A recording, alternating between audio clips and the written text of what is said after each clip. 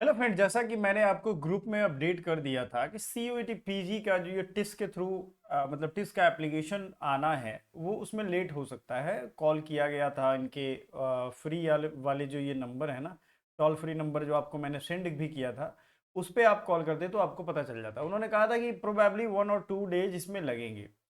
तो अब ये क्यों डेट बढ़ा, इससे हम शुरू करेंगे और फिर आपको कुछ चीज़ों की जानकारी देनी है। पहला तो टीस का डेट आगे बढ़ गया है। नेक्स्ट डेट है 22 मई से शुरू होगा। प्रोबेबली 10 या 12 दिन इसके फॉर्म रहेंगे एंड 10-15 दिन भी रह सकते हैं। उसके बाद फर्स्ट मेरिट आपको आएगी। सारा कुछ ये अपडेट यहाँ पे देते जाएंगे। तो टिस की ऑफिशियल जानकारी है ये। सबसे पहले तो वीडियो लाइक कर देना और चैनल को सब्सक्राइब करके अपने दोस्तों रिश्तेदारों को शेयर कर दो जो भी टिस में इंटरेस्टेड होंगे। जिन भी स्टूडेंट्स को लगता है कि उनके मार्क्स में उनका एडमिशन होगा कि नहीं, उनके रिगार्डिंग हमारा ग्रुप है, हमारा व्हाट्सएप नंबर है, आप कांटेक्ट कर सकते हो। तो first of all note it down the dates. 22 मई से आपके अभी आने वाले हैं फॉर्म। इनकम सर्टिफिकेट की बहुत चिंता हो रही है कि सर इनकम सर्टिफिकेट जो है हमारा वो इस तरीके का है, वो है, ये है। देखो भैया, इनकम सर्टिफिकेट पे ध्यान तभी देना जब आपने सीयूईटी में 1 लाख से कम डाला है, या आपने सीयूईटी में मान लो ओबीसी का डाला है और उसमें 8 लाख से कम मांगता है। तो इनकम सर्टिफिकेट तभी आपको काम आएगा जब आप हॉस्टल में लोगे और उनकी क्राइटेरिया है या तो 1 लाख से कम। लेकिन अगर आपने सीयूईटी पीजी के फॉर्म में डाल दिया है 2 लाख, 2 से 8 लाख, या 8 लाख से 10 लाख, या 10 से 12 लाख, मतलब उनके अलग अलग क्राइटेरिया रेंज थे, तो उस स्थिति में आपको वो एडवांटेज नहीं मिलेगा कितनी भी नाक रगड़ लो। बहुत बच्चे अब इस चीज को लेकर के बड़ा पैनिक मोड में हैं, बहुत परेशान हैं, इधर उधर मैसेज करेंगे, दिमाग मतलब उनका खराब हो गया इस चक्कर में। उनको लग रहा है कि ये आपके लिए ही स्पेशल रूल है। नहीं, ये सबके लिए है।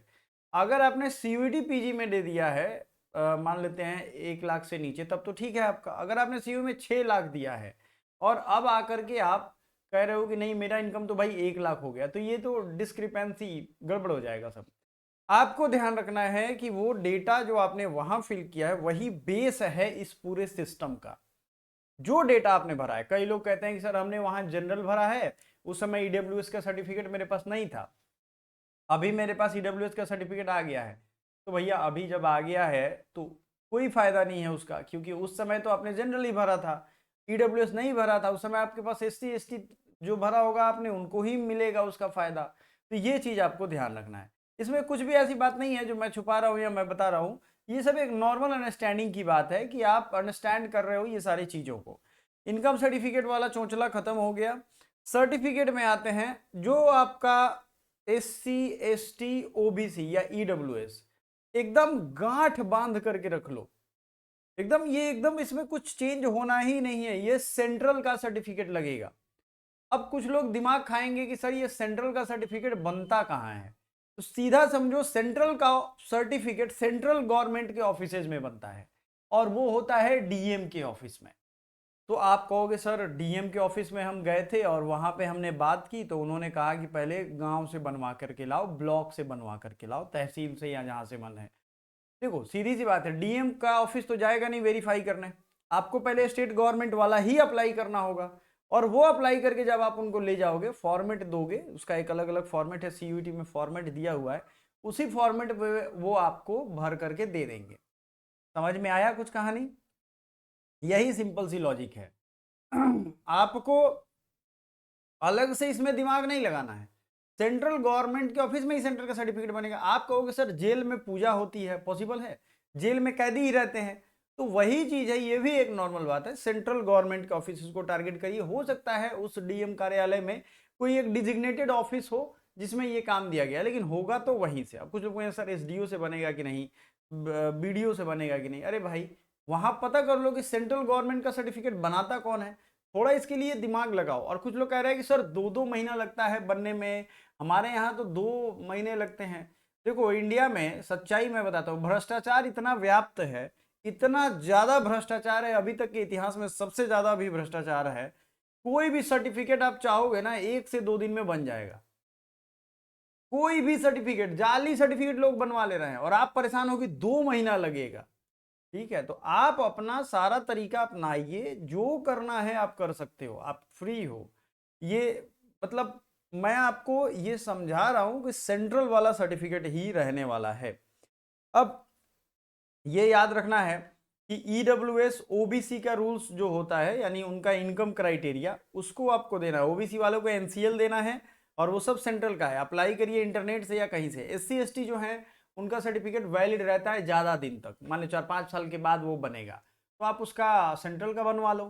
ठीक है, ये ध्यान रखना है, बस आपको ये बनवाना पड़ेगा और कोई उपाय नहीं है।